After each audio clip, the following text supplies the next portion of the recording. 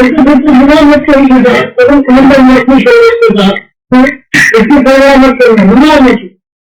مت چھوڑنا، علیکم ورحمۃ اللہ تعالی وبرکاتہ۔ الحمدللہ وکفا وسلام علی عبادہ الذین اصطفیٰ، اما بعد فاعوذ باللہ من الشیطان الرجیم، بسم اللہ الرحمن الرحیم۔ الا بذکر اللہ وتطمئن القلوب، وقال النبی صلی اللہ تعالی علیہ وسلم قال عند ذکر الصالحین تنزیل الرحمہ، ان اللہ وملائکتہ یصلون علی النبی یا ایھا الذین آمنوا صلوا علیہ وسلموا تسلیما، اللہم صل وسلم وبارک علی سیدنا مولانا محمد طب القلوب ودوائها وعافیت الابدان وشفائها ونور الابصار وضیائها وعلی آلہ واصحابہ دائما ابدا وبارک وسلم۔ صلوا علیہ صلاۃ وسلام علیک یا رسول اللہ صلی اللہ تعالی علیہ وسلم۔ حاضرین، ناظرین، سامعین کرام، یہ آپ کو درس خانقاہ کی جانب سے گلشن چشت کے حوالے سے کشف المحجوب شریف کا یہ درس جو ہے آپ کے سامنے پیش کیا جاتا ہے، اس امید کے ساتھ کہ اللہ تبارک و تعالی سننے والوں کو سمجھ، دیکھنے والوں کو سمجھ، اور سمجھ کے بعد اللہ عمل کی توفیق عطا فرمائے۔ گزشتہ سے پیوستہ جو ہم نے کتاب کا سبق پیش کیا تھا، جو حضرات کنٹینیو ہیں وہ یہاں سے جو ہے جوڑ لیں کہ صاحب کتاب ذکر فرماتے ہیں کہ استخارہ کرنے کی وجہ۔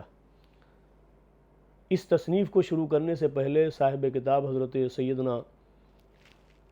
حضرت داتا گنج بخش علی حجویری رحمۃ اللہ تعالی علیہ فرماتے ہیں کہ استخارہ کی طرف اس لیے متوجہ ہوا کہ حق تعالیٰ کے حقوق اور اس کے آداب کی حفاظت پر عمل کیا جائے، چونکہ اللہ تعالیٰ نے اپنے حبیب سید عالم صلی اللہ تعالی علیہ وسلم کو اور آپ کے دوستوں کے لیے اس کا حکم فرمایا۔ ارشاد باری تعالیٰ ہے کہ فَإِذَا قَرَأْتَ الْقُرْآنَ فَاسْتَعِذْ بِاللَّهِ مِنَ الشَّيْطَانِ الرَّجِيمِ، اور جب تم قرآن کریم پڑھو تو شیطان مردود کے فریب کاریوں سے اللہ تعالیٰ کی پناہ مانگو۔ تو استعاذہ اور استخارہ اور استعانہ، یہ تین باتوں کا ذکر فرمایا صاحب کتاب نے کہ یہ اللہ تبارک و تعالیٰ سے مدد اور اس کی پناہ اور اس کی رائے کا جاننا، سب کے ایک ہی مفہوم و معنی ہے۔ مطلب یہ ہے کہ اپنے تمام کام اللہ تعالیٰ کے سپرد اور حوالے کر دیے جائیں، اور ہر قسم کی آفتوں سے محفوظ رہنے کے لیے اس سے مدد حاصل کی جائے۔ صحابہ کرام رضوان اللہ تعالی علیہم اجمعین فرماتے ہیں کہ رسول خدا صلی اللہ تعالی علیہ وسلم نے ہمیں استخارہ اس طرح سکھایا جس طرح قرآن کریم کی تعلیم دی۔ بندے کو جب اس پر کامل یقین ہو جاتا ہے کہ تمام کاموں کی بھلائی کسب و تدبیر پر موقوف نہیں ہے بلکہ حق تعالیٰ کی مشیت اور رضا پر موقوف ہے، اور ہر نیک و بد اور ہر خیر و شر اسی کی جانب سے مقدر ہوا ہے، اور بندے کو بجز تسلیم و رضا کا کوئی چارہ کار نہیں، تو لا محالہ بندہ اپنے تمام کام اس کے سپرد کر کے اس کی مدد چاہتا ہے، تاکہ تمام افعال و احوال میں نفس کی شرارتوں اور شیطان کی دخل اندازیوں سے محفوظ رہے اور اس کے تمام کام خیر و خوبی اور راست روی سے انجام پا جائیں۔ اس لیے بندے کے لیے یہی ضروری و مناسب ہے کہ تمام کاموں میں استخارہ کرے، تاکہ اللہ تعالیٰ اس کے کاموں کو ہر نقصان سے اور ہر تباہی اور بربادی سے اللہ تبارک و تعالیٰ خلل و آفت سے جو ہے اللہ تبارک و تعالیٰ اسے محفوظ فرما دے۔ وباللہ التوفیق، یہ جو ہے آپ نے سماعت کیا گزشتہ سے پیوستہ۔ اب جو ہے ذکر فرماتے ہیں کہ جب بندہ اپنے رب سے استعانت و استخارہ اور اس سے جو ہے استعاذہ جو ہے طلب کر لیتا ہے تو پھر شیطان کا اس کام میں دخل نہیں ہوتا، اور جسے اللہ اپنے پناہ میں لے لے، اپنے حفظ و امان میں لے لے، پھر مجال شیطان کی کیا کہ اسے وہ بہکا سکے۔ تو باطنی القاء کے حوال کرنے کی وجہ اب رہا یہ میرا کہنا کہ میں نے خود کو دلی واردات اور باطنی القاء کے حوالے کر دیا، اس کا مطلب یہی ہے کہ جس کام میں نفسانی اغراض شامل ہوتے ہیں تو اس کام سے برکت جاتی رہتی ہے۔ یہ ہم سب کے لیے جو صاحب کتاب نے ذکر فرمایا، عزیزان محترم، سامعین و ناظرین کرام، کہ اگر کسی معاملے میں کسی بھی طرح سے ہمارا نفسانی معاملہ شامل ہو گیا تو اللہ تبارک و تعالیٰ جو اس کام میں برکتیں عطا فرمانے والا ہے وہ اٹھا لی جاتی ہیں، اور پھر بندہ صراط مستقیم سے وہ ہٹ کر کے کجروی اختیار کر لیتا ہے، یعنی اس میں ٹیڑھا پن آ جاتا ہے اور انجام وہ خیر کا نہیں ہوتا۔ اس لیے صاحب کتاب ذکر فرماتے ہیں کہ بندہ یہ سمجھتا ہے کہ میں اس سے نفسانی غرض جو ہے کہاں شامل ہے، میں تو لوگوں کے لیے یہ ساری چیزیں کر رہا ہوں، لیکن شیطان بہت باریک حملہ کرتا ہے۔ اسی کی طرف صاحب کتاب اشارہ فرماتے ہیں کہ نفسانی اغراض کی شکلیں کیا ہوتی ہیں۔ ممکن ہے کہ ہمیں اس میں جو ہے سبق میں کوئی درس مل سکے اور ہم اپنے بگڑے ہوئے اور ٹیڑھے کام کو جو ہے سیدھا کر سکیں۔ تو داتا صاحب فرماتے ہیں کہ نفسانی اغراض کی دو ہی صورتیں ممکن ہیں، یا تو اس کی غرض پوری ہوگی یا نہ ہوگی۔ اگر اس کی غرض پوری ہو گئی تو سمجھ لو کہ وہ ہلاکت میں پڑ گیا۔ اگر وہ اپنی غرض کے لیے، چاہے وہ دین کا کوئی کام ہو، چاہے دنیا کا کوئی کام ہو، اگر اللہ کے بندوں کے لیے وہ فائدہ نیت بنا کر کے کہ اس سے اللہ کے بندوں کا فائدہ ہو اور لوگوں کو اس سے بھلائی پہنچے، تو پھر وہ بندہ اپنے نیت میں کامیاب ہے۔ اور اگر اس سے کوئی غرض اس نے شامل کر لی، چاہے وہ کسی طرح کی بھی ہو، جیسے مثال کے طور پر کسی نے راستہ بنوایا کہ اس سے جو ہے اللہ کے بندے گزریں گے، لوگ گزریں گے اور اللہ اس کا مجھے اجر دے گا، تو یقیناً اللہ اس کا اجر جو ہے دینے والا ہے۔ نفسانی اغراض کی جو شکلیں ہیں وہ اس طرح سے سمجھ لیں، ایک جگہ کسی نے ایک درخت کو لگایا اور اس درخت کو لگانے کے بعد دل میں یہ ارادہ کیا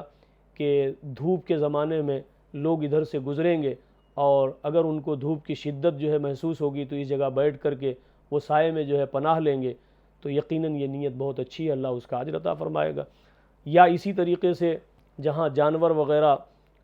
بیٹھے ہوئے ہوتے ہیں، پیاسے ہوتے ہیں، وہاں کسی نے کوئی حوض بنا دیا اور حوض بنانے کے بعد یہ نیت کی کہ اللہ کے جو ہے وہ مخلوق کے جو پیاسے ہوتے ہیں، کوئی ان کا خیال رکھنے والا نہیں ہوتا، تو وہ اس سے پانی پئیں گے، اللہ مجھے اجر دے گا۔ اگر اس سے اپنی اولاد کے لیے کہ درخت لگایا کہ میری اولاد فائدہ اٹھائے، راستہ بنایا کہ میں یا میری اولاد اس پر جو ہے چلے، یا جو ہے کوئی گڑھا یا تالاب اس لیے بنایا کہ لوگ جو ہے میرے خاندان کی اس سے فائدہ اٹھائیں، تو یقیناً اس میں جو ہے اپنی خود غرضی شامل ہے۔ عزیزان محترم، تو کہا کہ اگر اس طرح سے بھی اگر کوئی غرض کسی معاملے میں شامل ہو جائے تو پھر سمجھ لو کہ وہ ہلاکت میں پڑ گیا۔ آپ فرماتے ہیں اس لیے کہ نفسانی اغراض کا حاصل ہونا وہ دوزخ کی کنجی ہے، اور اگر اس کی نفسانی غرض پوری نہ ہوئی تو اللہ تعالیٰ پہلے ہی اس کے دل کو نفسانی غرض سے بے پرواہ کر دے گا اور ایسی خواہش کو دل سے دور کر دے گا، کیونکہ اس میں اس کی نجات پوشیدہ تھی اور یہی جنت کے دروازے کی کنجی بھی ہے۔ جیسا کہ ارشاد حق تعالیٰ ہوا وَنَهَا النَّفْسَ عَنِ الْهَوَىٰ فَإِنَّ الْجَنَّةَ هِيَ الْمَأْوَىٰ۔ قرآن پاک کی آیت پیش فرما کر کے صاحب کتاب داتا صاحب یہ جو ہے سمجھانا چاہتے ہیں کہ اے لوگو، یاد رکھو کہ اگر اللہ تبارک و تعالیٰ کے سپرد اپنے آپ کو، اپنے کاموں کو ہم نے کر دیا اور اللہ نے اسے قبول فرما لیا، تو پھر بندہ جو ہے وہ جہنمی ہونے سے بچ گیا اور اپنی نفسانی خواہشات سے بھی بچ گیا۔ نفسانی خواہشات میں پڑ جانا ہی جو ہے وہ جہنم کی کنجی ہے، اور اگر اللہ قبول فرما لے، فضل فرما دے، تو پھر آگے جو ہے فرماتے ہیں کہ وہ فَإِنَّ الْجَنَّةَ هِيَ الْمَأْوَىٰ، وہ جنتی ہو گیا، جنت کی کنجی اس کے پاس آ گئی، جس نے اپنے کسی کام کو اللہ کے حوالے، اللہ کے سپرد کر دیا، اور آسان لفظوں میں یہ کہ اللہ کی رضا اور خوشنودی کے لیے اس کام کی نیت کر لی، تو بندہ جنت کی کنجی حاصل کر لیا۔ فرماتے کسی کام میں نفسانی دخل یہ ہے کہ بندہ اپنے کام میں حق تعالیٰ کی خوشنودی کو ملحوظ نہ رکھے، بلکہ اس میں اپنے یا اپنے گھر، خاندان، عزیز و اقربا کی جو ہے خوشنودی یا ان کے فائدے کا معاملہ رکھے، اور وہ اس میں نفس کے فتنوں سے نجات پانے کی طلب نہ کرے، کیونکہ نفس کے فتنے کی کوئی حد و غایت نہیں ہے اور نہ اس کی ہوس کاریوں کا کوئی شمار ہے۔ اس کا تفصیلی ذکر مناسب مقام پر انشاءاللہ تعالی ضرور آئے گا۔ اب جو ہے فرماتے ہیں جواب کے لیے کہ عزم صمیم کی وجہ، مدعائے نگارش یہ ہے کہ تمہارا مقصد براری کی خاطر اس کتاب کی نوشت کا عزم صمیم کر لیا، عزم مصمم کر لیا، عزم محکم کر لیا، تو اس کا مطلب یہ ہوا کہ تم نے چونکہ مجھ سے سوال کر کے مجھے اس کا اہل اور صاحب علم اور حلم و بصیرت جانا اور اپنے مقصود براری کے لیے رجوع کر کے ایسے جواب کی استدعا کی کہ بصیرت جانا جس سے پورا جو ہے فائدہ حاصل ہو سکے، اس لیے مجھ پر لازم ہو گیا کہ میں تمہارے سوال کا حق ادا کر دوں۔ جب استخارہ کے ذریعے تمہارے سوال اور استدعا کا حق ہونا ظاہر ہو گیا تو میں نے عزم صمیم اور حسن نیت کے ساتھ کامل طور پر جواب دینے کا ارادہ کر لیا، تاکہ شروع سے اخیر تک تکمیل جواب میں حسن نیت اور عزم و ارادہ شامل رہے۔ بندہ جب کسی کام کا ارادہ کرتا ہے تو ابتدائے عمل سے ہی نیت شامل ہوتی ہے، اگرچہ دوران عمل اسے کوئی خلل ہی واقع کیوں نہ ہو، لیکن بندہ اس میں معذور و متصور رہتا ہے، کیونکہ نبی کریم صلی اللہ تعالی علیہ وسلم کا ارشاد گرامی ہے کہ نیت المؤمن خیر من عملی، مومن کی نیت اس کے عمل سے بہتر ہے، لہذا ابتدائے عمل میں اچھی نیت کا کرنا اس سے بہتر ہے کہ بغیر نیت کیے عمل شروع کیا جائے، کیونکہ تمام کاموں میں نیت کو عظیم مرتبہ اور برہان صادق حاصل ہے۔ نیت میں جس قدر خلوص ہوگا اس عمل کا اجر و ثواب اتنا ہی بڑھتا چلا جائے گا۔ اس لیے سامعین و ناظرین کرام، احباب ذی وقار، آپ سے گزارش یہی ہے کہ عمل چاہے کتنا ہی چھوٹا کیوں نہ ہو، نیت اس کی جو ہے سچی ہونی چاہیے۔ عمل چاہے جتنا بڑا کیوں نہ ہو، نیت اس کی اللہ کی رضا کے لیے خالص ہونا چاہیے۔ اسی سے اس عمل کا جو ہے وزن بڑھ جاتا ہے۔ چاہے جتنا بڑا عمل بندہ کر لے جائے، لیکن اگر نیت میں کوئی طرح سے کج آ گیا، ٹیڑھا پن آ گیا، تو اس عمل کو جو ہے برباد ہوتے دیر نہیں لگتی، شیطان اپنے مقصد میں کامیاب ہو جاتا ہے۔ اس لیے اللہ کے رسول صلی اللہ تعالی علیہ وسلم نے ارشاد فرما دیا کہ نیت المومن خیر من عملی۔ یہاں رک کر کے اس حدیث پاک پر جب ہم کبھی ذکر کرتے ہیں تو اکثر لوگوں کے ذہن میں سوال یہ آتا ہے، بڑے ہوشیار اور چالاک لوگ ہوتے ہیں سننے والوں میں، اب اس کا مطلب جو ہے کوئی صاحب یہ نکالیں کہ صاحب نماز ہم جو ہے پڑھنا چاہتے ہیں مگر پڑھتے نہیں ہیں، تو مولانا صاحب نے تو بیان کر دیا کہ عمل سے بہتر نیت ہے، تو ہم نے نیت کر لی ہے۔ یہ عوام کی سوچ کے لیے کہ اکثر چونکہ میں ایک مسجد کا خادم ہوں تو مجھے اس سے سابقہ ہوتا ہے کہ جب ہم لوگوں تک یہ بات پہنچاتے ہیں کہ بھائی نیت المومن خیر من عملی، تو لوگ بڑے خوش ہو جاتے ہیں کہ حضرت آپ نے تو مطلع ہی صاف کر دیا کہ جب مومن کی نیت اس کے عمل سے بہتر ہے تو عمل کرنے کی کیا ضرورت ہے۔ تو اس کا خلاصہ بھی ضروری ہے کہ فرمائے اللہ کے رسول، سنے صحابہ کرام، تو ان سے زیادہ عمدہ بیان کرنے والا کون، ان سے زیادہ سمجھدار کون، لیکن ہر جو ہے فرمان میں بہت سارے راز پوشیدہ ہیں۔ تو حضور کے فرمان کا منشا یہ ہے کہ جس عمل کو، غور سے سماعت کریں، کہ جس عمل کو بندہ کرنے سے قاصر ہو،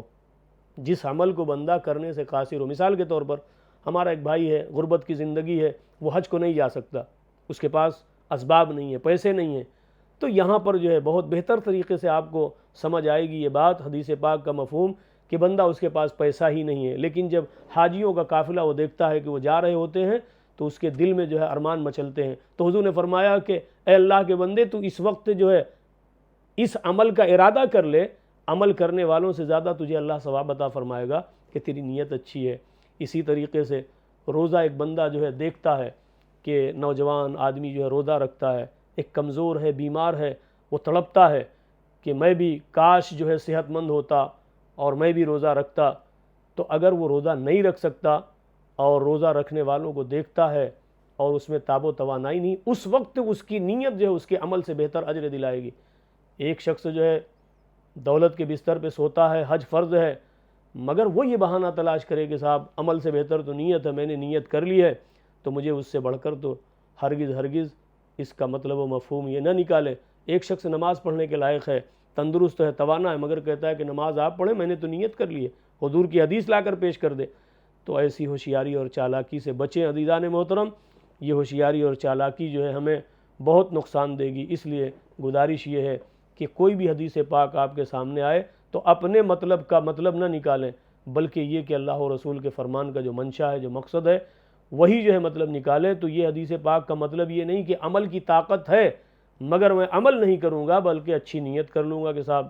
میں جب اچھی نیت کر لیا تو پھر عمل کرنے کی کیا ضرورت ہے۔ تو ہرگز نہیں، بلکہ اللہ کے رسول صلی اللہ تعالی علیہ وسلم کے فرمان کا مقصود یہ ہے کہ بندہ اگر وہ عمل کرنے سے قاصر ہے، مجبور ہے، نہیں کر سکتا ہے، تو وہ اس وقت جو ہے یہ ارادہ کر لے کہ اللہ قوت بخشے گا تو میں یہ عمل کروں گا، تو انشاءاللہ العزیز کرنے والوں کی طرح اجر پائے گا۔ اور جس دن اس پر اسے قدرت آ گئی، اسے طاقت آ گئی، تو پھر اسے چاہیے کہ پھر ہیلا حوالے سے کام نہ لے، بلکہ اس عمل کو کر گزرے۔ تو مجھے امید ہے کہ یقیناً یہ بات آپ کو اچھی طرح سے سمجھ آ گئی ہوگی کہ اس حدیث پاک کا مفہوم کیا ہے، کہ مومن کی نیت اس کے عمل سے بہتر ہے، تو اس کا مطلب ہرگز نہ نکالیں کہ وہ عمل کرنے کے لائق ہو اور عمل نہ کرے بلکہ نیت کر کے بیٹھ جائے، یہ بڑا خسارہ اور نقصان ہے۔ آگے سبق میں جو ہے صاحب کتاب ذکر فرماتے ہیں کہ حالانکہ ظاہری عمل میں نیت کا اثر کوئی ظاہر نہیں ہوتا، اسے یوں سمجھو کہ ایک شخص نے دن بھر فاقہ کیا لیکن وہ اس فاقے سے کسی ثواب کا مستحق نہ بنا۔ سبحان اللہ، یہ اتنی عمدہ مثال صاحب کتاب نے 2 لفظوں میں بیان فرما دیا کہ دن بھر کوئی بھوکا اور پیاسا رہے لیکن وہ سحری کرتے وقت جو ہے نیت نہ کرے، تو ہمارے امام نے تو خلاصہ فرما دیا کہ سحری کرنا ہی اس نیت سے کہ میں روزہ رکھوں گا، تو زبان سے اگر کہہ لیا تو اس کا بڑا اجر ہے، لیکن بعض فقہا اور ائمہ کے نزدیک اگر زبان سے نیت نہ کی، دل میں ارادہ نہ کیا، تو چاہے لاکھ سحری کھا کر کے وہ دن بھر بھوکا رہے، روزہ نہیں ہوگا۔ یہی صاحب کتاب کے فرمان کا مقصد ہے کہ نیت کتنی عمدہ چیز ہے۔ ایک شخص جو ہے قبلے کی طرف بھی ہو اور وہ وضو بھی کیا ہو، اچھے رکوع اور سجود بھی کرتا ہو، لیکن تکبیر تحریمہ کہہ کر کے نیت نہ باندھی ہو، تو پھر اس کو نماز کوئی نہ کہے گا، بلکہ یہ ایک ورزش ہو جائے گی، اٹھک بیٹھک ہو جائے گی۔ اس لیے کسی بھی عمل کے لیے جو ہے نیت ضروری۔ قربان جائیں حضرت سیدنا امام اعظم حنیفہ رضی اللہ تعالیٰ عنہ پر کہ آپ نے جو ہے فرمایا دل کا ارادہ ہی جو ہے نیت ہے۔ آپ اگر اپنی آفس سے، اپنے گھر سے، اپنی جگہ سے اٹھے کہ اذان ظہر ہو چکی ہے، میں مسجد جا رہا ہوں، مسجد جا کر کے وضو بھی کیا، وضو کر کے جو ہے اگر زبان سے الفاظ ادا کیے تو واہ واہ سبحان اللہ کیا بات ہے، اگر ویسے ہی تو یہ جو آفس سے اٹھنا، جا کر وضو کرنا اور نماز کے لیے کھڑے ہونا، یہ ارادہ ہی جو ہے ہمارے امام فرماتے ہیں کہ تیرے لیے کافی ہے۔ تو کتنی بڑی آسانی پیدا فرما دی، لیکن بعض ائمہ فرماتے ہیں کہ جب تک زبان سے ادا نہ کرے گا، چاہے وہ اچھا وضو کر لے اور مسجد میں جا کے بروئے قبلہ کھڑا ہو جائے لیکن نیت نہیں کرے گا نماز۔ ہمارے امام کے نزدیک اگر آفس سے اٹھا کہ میں جا رہا ہوں، یہ ارادہ جو دل میں بناتے ہیں کہ میں جا رہا ہوں مسجد اور وہاں وضو کروں گا، نماز ظہر ادا کروں گا، تو اس پر بھی ایک بڑی بحث ہے کہ گیا تھا ظہر کے لیے اور جب نیت کرنے لگا تو اس کی زبان سے نکل گیا کہ میں عصر پڑھ رہا ہوں یا مغرب پڑھ رہا ہوں، تو ہمارے امام فرماتے ہیں اس کی ظہر ہی ہوگی،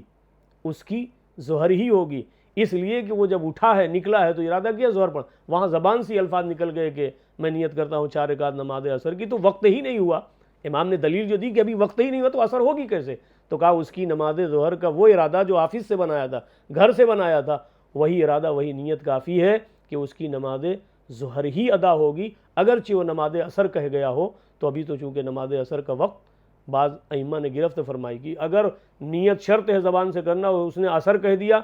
تو پھر یہ ظہر نہیں ہوگی، اس کو دوبارہ پڑھنی پڑے گی ظہر کہہ کر کے۔ تو بعض مقامات پر ہمارے امام نے ہمارے جو ہے بھول چوک کا کس قدر خیال فرمایا اور ایک اصول شرع بنا دیا کہ اگر نیت تمہاری یہ ہے تو اللہ تبارک و تعالیٰ اسی کو قبول فرمائے گا جو ارادہ کر کے آپ اٹھے تھے۔ تو عزیزان محترم سامعین کرام کہ وہ اس فاقہ سے کسی ثواب کا مستحق نہ بنا جو اس نے بغیر نیت کے دن بھر بھوکا رہا، بلکہ اسے جو ہے آ رہا ہے ماہ صیام، ماہ رمضان، کہ جس کے لیے اللہ کے رسول صلی اللہ تعالیٰ علیہ وسلم نے رجب میں ہی دعا فرمائی کہ اللہ ہمیں جو ہے رجب سے شعبان میں پہنچا اور شعبان سے یعنی ہمیں زندگی میں مہلت عطا فرما، اور اس رجب میں بھی ہمارے لیے برکت عطا فرما، شعبان میں بھی ہمارے لیے برکت عطا فرما، اور ان دونوں مہینوں کی وجہ سے اللہ ہمیں رمضان بھی عطا فرما۔ تو رمضان کا مہینہ آ رہا ہے، نیت کریں، سحری کریں، بعد وہ وقت آئے گا تو۔ لیکن یہاں پر جو ہے قابل ذکر بات یہ ہے کہ جس شہر میں ہم رہتے ہیں یہاں تو لوگوں کا مزاج یہ ہے کہ صاحب رات بھر جاگنا رمضان میں اور دن بھر جو ہے خوب سونا، سحری نہیں کرنا۔ تو یہ جو ہے آپ ذہن نشین فرما لیں کہ سحری کرنا حضور نبی کریم صلی اللہ تعالیٰ علیہ وسلم کی سنت مبارکہ بھی ہے، حضور نے دعا بھی فرمائی، آج ہی سن لیں چونکہ یہ رجب ہے اور رجب سے ہی سلسلہ شروع ہو جاتا ہے روزوں کا، تو حضور فرماتے ہیں کہ سحری کیا کرو اس لیے کہ اس میں بڑی برکت ہے، اور سحری کر کے روزہ رکھنا یہ سنت بھی ہے۔ ہاں بعض دفعہ کبھی جو آنکھ لگ جائے یا آپ جو نہ اٹھ سکیں تو پھر وہ رات کا کھانا ہی جو ہے اگر آپ نے کھایا تھا اور نیت کر لی ہے تو یقیناً اللہ تبارک و تعالیٰ اس روزے کو بھی قبول فرمانے والا ہے۔ چونکہ یہاں فاقہ اور روزے کی ایک مثال دی صاحب کتاب نے تو یہ بات آپ کے گوشے گزار کر دی میں نے، لیکن اگر اس نے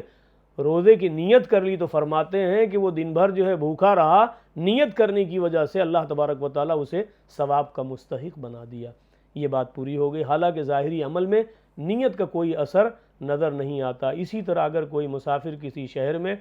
عرصہ دراز تک بود و باش رکھے تو بھی وہ وہاں کا باشندہ نہ کہلائے گا اور بدستور مسافر ہی رہے گا، لیکن اگر اس نے کم از کم 15 دن کی اقامت کی نیت کر لی تو اب وہ مقیم سمجھا جائے گا۔ یہ بڑا اہم مسئلہ ہے کہ آپ سفر کرتے ہیں۔ صاحب کتاب کی یوں سرسری طور پہ میرا پڑھنا اور آپ کا سننا یہ ممکن ہے کہ کوئی بات سمجھ آئے نہ آئے، لیکن جب رک کر کے ہم اس پر جو ہے استفسار کرتے ہیں اور باتیں کرتے ہیں تو یہ بات کھل کے آج ہم بھی جو ہے ابھی جو لوگ بہت قبل از وقت جو ہے بارگاہ خواجہ میں حاضری کے لیے کوئی بھائی رجب سے ربیع الاخر میں ہی چلا گیا تو ظاہر ہے کہ اس کا وہ وطن اصلی تو ہے نہیں، جہاں سے بھی وہ گیا اگر وہ 92 کلومیٹر جو اسلام میں مسافت کو جو ہے رکھا کہ مسافر کب کہلائے گا۔ بعض دفعہ ایسا بھی ہوتا ہے کہ لوگ جو ہے شہر سے 10 کلومیٹر باہر گئے تو اپنے آپ کے دل میں جو ہے کر لیا کہ بھائی ہم تو مسافر ہو گئے، اور پھر وہ جو نماز کم کی گئی ہے 4 رکعت والی 2 رکعت پڑھی جاتی ہے جسے ہم جو ہے قصر کہتے ہیں، تو وہ صاحب قصر ہی شروع کر دیتے ہیں۔ پھر جب ان کے ساتھ میں کوئی جاننے والا ہوتا ہے کہ بھائی ابھی ہم تو اسلام کے مطابق جو ہے قانون کے مطابق مسافر ہوئے ہی نہیں تو پھر ہم قصر کیوں پڑھیں گے، تو کہتے ہیں اچھا ٹھیک ہے، پھر مفتی صاحب کو جو ہے فون لگاتے ہیں، امام صاحب کو فون لگاتے ہیں۔ تو یہ ہر ایک مسلمان کو معلوم ہونا چاہیے کہ ہم کب مسافر ہوتے ہیں، اور سفر تو زندگی میں قدم قدم پر ہے۔ تو جب ہم مسافر ہوں اور کسی شہر میں جائیں، چاہے وہ دین کے غرض سے یا دنیا کی غرض سے، یہ ہمارے سننے والے بہت سارے، ان کو اگر شامل نہ کروں، ہمارے کچھ احباب نے جو ہے کہا تھا غالباً تسلیم بھائی نے کہ ہم اس طریقے سے، ہمارے بہت سارے بھائی گجراتی ہوتے ہیں جو بابا صاحب سے متعلق ہیں اور گلشن چشت سے جو ہے، تو وہ اکثر جو ہے کاروباری لوگ ہیں، پتہ نہیں کہاں کہاں سفر کرتے ہیں، چین، جاپان، ہانگ کانگ، اپنے بھی ملک میں بہت دور دور جاتے ہیں۔ تو اگر 92 کلومیٹر اپنے شہر سے، اپنے وطن اصلی سے سفر کا ارادہ ہوا تو وہ جو ہے مسافر ہو گیا۔ اب وہاں پہنچنے کے بعد اگر اس نے کوئی کام ہے جو 2 دن 4 دن میں ہونے والا ہے، لیکن اگر اس نے وہاں پہنچ کر 15 دن رہنے کا ارادہ کر لیا کہ میں یہاں 15 دن رہوں گا،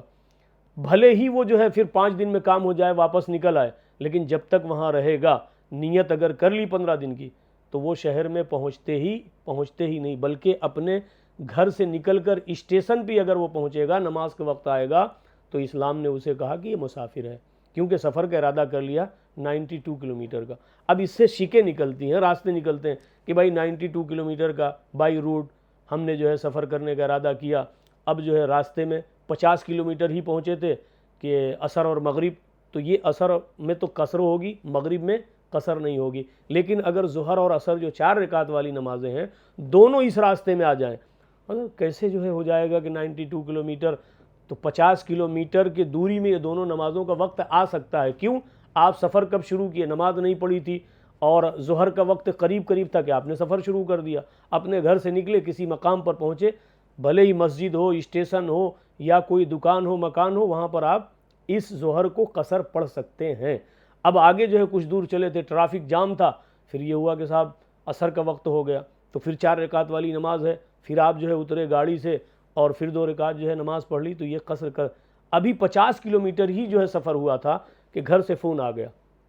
کہ بھائی آپ لوٹ آئیں، کوئی حادثہ پیش آ گیا اسے۔ تو اب جب آپ لوٹنے کا ارادہ جا رہے تھے تو سفر 92 کلومیٹر کے پار کا ارادہ تھا، تو اس درمیان میں جتنی نمازیں آئیں گی، چاہے 50 کلومیٹر ہی کیوں نہ سفر ہوا ہو، ان دونوں کو جو ہے آپ قصر کریں گے، اور جب خبر آ گئی گھر سے واپس پلٹنا ہے تو گھر آپ جیسے ہی پہنچیں گے ویسے ہی آپ کو جو ہے مغرب ہو، عشاء ہو، جو بھی نمازیں، اب آپ مسافر نہیں ہیں۔ جب اس طرف چلے تھے تو سفر کا ارادہ تھا، نیت تھی، تو اس دوران میں جتنی نمازیں آئیں گی ان میں جو ہے جو قصر کرنا ہے تو 4 رکعت والی نماز میں ہی جو ہے ہمیں قصر کرنا ہے۔ اب چونکہ علم جو ہے آج بہت آسان ہو گیا سیکھنا، لیکن چونکہ علم گھٹتا جا رہا ہے، لوگ اپنے عقل کو اس میں استعمال کرتے ہیں۔ کہ صاحب آئے تو انہوں نے پڑھ لیا اور کر لیا، تو بعض لوگ تو ہوشیار ہیں، وہ پہلے پوچھتے ہیں، لیکن بعض لوگ ایسے ہیں کہ کرنے کے بعد پوچھتے ہیں۔ انہی میں سے ہمارے ایک دوست ہیں، انہوں نے کہا کہ امام صاحب میں نے تو مغرب میں قصر کر لیا۔ تو میں نے کہا بھائی مغرب میں کیسے قصر کیا؟ تو کہتے ہیں کہ 3 ہے تو میں نے 1 پڑھا 2 چھوڑ دیا۔ تو واہ صاحب، یہ جو ہے اپنے دل و دماغ سے فیصلہ کر لینا کہ 3 میں 1 ہو گئی، 4 میں 2 ہو گئی۔ تو وطر میں یاد رکھیں، آپ کے چہرے پر مسکراہٹ آئی کہ بھائی اتنے بھی ہوشیار لوگ ہو گئے کہ خود سے کنسیشن کر لیا، 3 میں 1 کر لیا، تو 3 رکعت والی نماز میں قصر نہیں ہے، ان کو پوری پڑھیں۔ ایسے ہی 2 رکعت جو فجر میں ہے اور مغرب میں، مغرب اور فجر کی فرض میں قصر نہیں ہے، اور جو عشاء کی وتر ہے اس میں قصر نہیں ہے۔ جو 4 رکعت والی نماز ہے وہ ظہر ہے، عشاء ہے اور عصر ہے۔ ان 4 رکعت والی نمازوں میں جو ہے جب آپ قرآن پاک کی یہ آیت کریمہ پڑھیں گے وَإِذَا ضَرَبْتُمْ فِي الْأَرْضِ فَلَيْسَ عَلَيْكُمْ جُنَاحٌ أَن تَقْصُرُوا مِنَ الصَّلَاةِ۔ اب بعض صاحب جو ہے کہ بڑے توانا ہیں، تندرست ہیں، جوان ہیں، تو کہتے ہیں صاحب میں قصر کیوں کروں، میں تو 4 رکعت پوری پڑھوں گا۔ تو ایک ہے رخصت اور ایک عزیمت، لیکن یہاں اپنے بہادری کی بنیاد پر، طاقتور ہونے کی بنیاد پر 4 آپ پڑھیں گے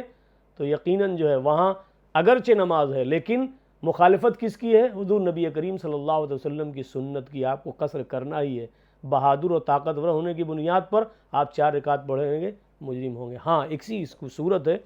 کہ آپ اگر جو ہے مسافر ہیں اور جس جگہ آپ پہنچے ہیں وہاں کا امام مقیم ہے، تو دیکھیے اس کے پیچھے اقتداء کرنا۔ جیسے حالت آتی گئی ویسے اسلام نے حکم بدل دیا کہ اگر مسافر مقیم امام کے پیچھے نماز پڑھے گا، تنہا آپ پڑھیں گے تو 4 رکعت میں 2 ہی رکعت، اور اگر امام کے پیچھے پڑھیں گے، مقیم امام کی اقتداء کریں گے تو 4 رکعت۔ کسی حد تک جو ہے یہ بات بھی جو ہے آپ کے گوشے گزار ہو گئی، لیکن انشاءاللہ العزیز جب اس کا سلسلہ چلے گا تو اس کی مکمل جو ہے تفصیل آپ کے سامنے آئے گی۔ لیکن یہاں پر جو ہے بات چلی تھی کہ اگر کوئی مسافر جو ہے کسی بھی جگہ جا کر کے نیت نہ کرے 15 دن کی، وہ مسافر